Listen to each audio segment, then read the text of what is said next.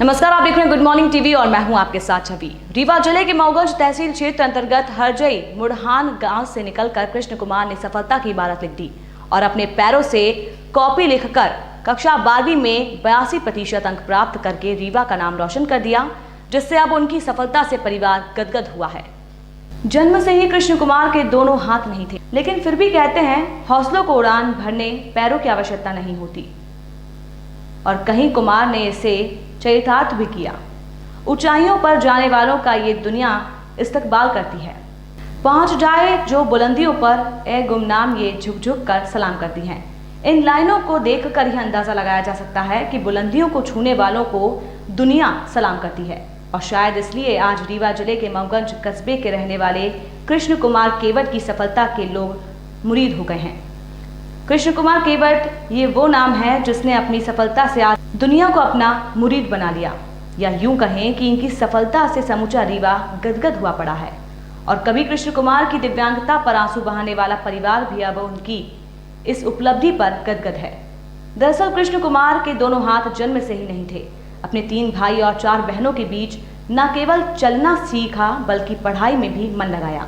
बचपन में ही पैरों से सारे काम करने का हुनर खुद विकसित किया, और अब मजबूत इरादे और बुलंद हौसलों से वो मुकाम हासिल किया जो हाथ वाले भी नहीं कर पाए।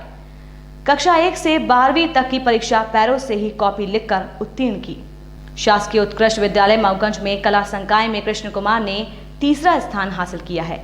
उन्हें 500 में से 414 नंबर मिले हैं, जबकि ओवरऑल में वे विद्यालय में 10वें स्थान पर हैं।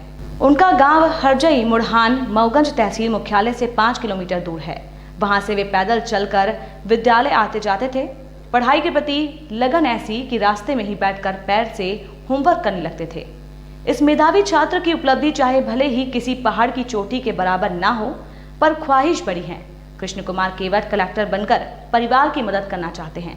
उनके पिता रामजस केवट मजदूरी करते हैं और उसी से 4 भाई और 4 बहनों का परिवार चलता है। कृष्ण कुमार आगे पढ़ना तो चाहते हैं, लेकिन परिवार की आर्थिक स्थिति शायद उन्हें पढ़ने ना दे, जिसके लिए अब उन्होंने सरकार से मदद की गुहार लगाई है। क्या नाम है आपका? हमारा नाम कृष्ण कुमार केवट है। कहाँ के रहने वाले? ग्राम हर्रई मुढ़ान मऊगंज, जिला रीवा, मध्य प्रदेश। अभी आपने 12वीं की परीक्षा पास की है, कितने %? 82%। कौन से स्कूल में थे? शासकीय उच्चतर स्कूल विद्यालय मऊगंज। किस तरह से आपने मेहनत की यहाँ तक पहुँचने के लिए? ऐसे ही आते जाते थे, अपने से ही पैदल आते जाते हैं। इसी बहुत गरीब घर के हूँ। हाथ नहीं है दोनों आपके? कैसे? जी, जन्म से नहीं है हमारे हाथ। जन्म इनका हाथ नहीं रहा ऐसे। क्या हो गया था? कैसे घटना हुई थी? क्या हुआ? पहले से ही नहीं था, जब जन्म लिया है मैंने उस तभी से हाथ नहीं है हमारे। पिताजी क्या करते हैं आपके? पिताजी मजदूरी करते थे पहले, अब किसानी करते हैं। बहुत से आने हो गए हैं, इसीलिए नहीं कर पाते हैं। घर में कितने लोग हैं? 8 लोग हैं। आप सबसे बड़े हैं? नहीं, 3 नंबर है। बहनें भी हैं आपकी? उनकी शादी हो गई? हाँ, 2 बहन को हो गई हैं, 2 बहन की अभी नहीं हुई। आगे आप क्या करना चाहते हैं? आगे सोच रहे हैं कलेक्टर बनने से चाहते थे।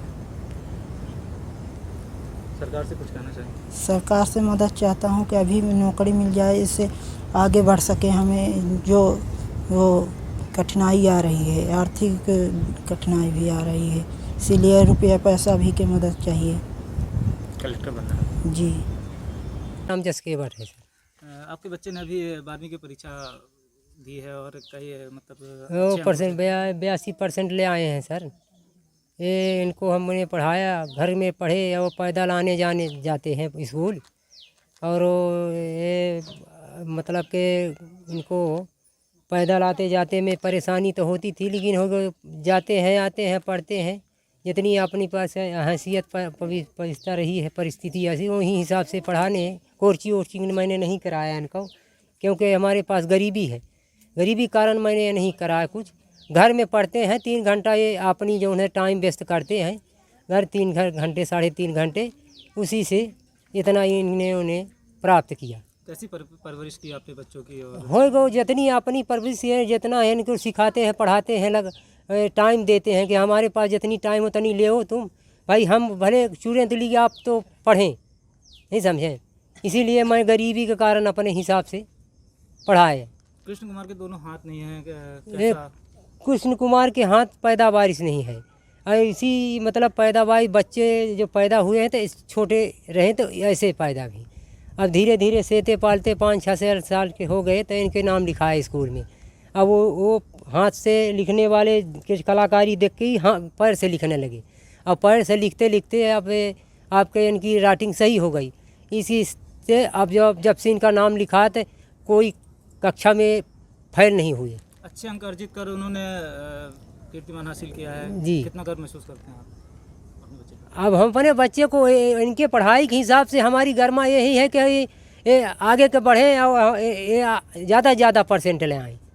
क्या बनना चाहते हैं? ये कलेक्टर बनने के इनकी ख्वाहिश है, तो हम सोच रहे हैं कि चलो भाई आपकी जो ख्वाहिश है तो जितना हमसे हो सके हम मदद करें, और अगर नहीं है तो शासन से मदद मांग रहे हैं कि शासन मदद दें, इनको आगे बढ़ाएं, इनकी नौकरी चाकरी इतने में दे दें, इनकी ख्वाहिश है तो और पढ़ें, आगे प्रमोशन हो। अभी तक में किसी ने सहयोग किया? कोई नहीं प्रशासन मदद किया हमारी।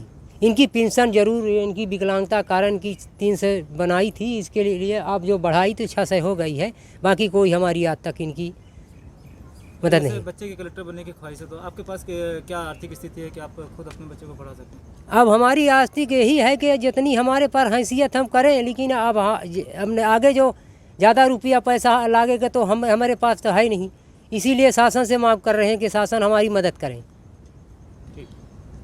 इस खबर में फिलहाल इतना ही। और भी खबरों के अपडेट्स के लिए आप निरंतर बने रहिए गुड मॉर्निंग टीवी के साथ। गुड मॉर्निंग टीवी को यूट्यूब में सब्सक्राइब करें और बेल आइकॉन भी दबाएं। नमस्कार।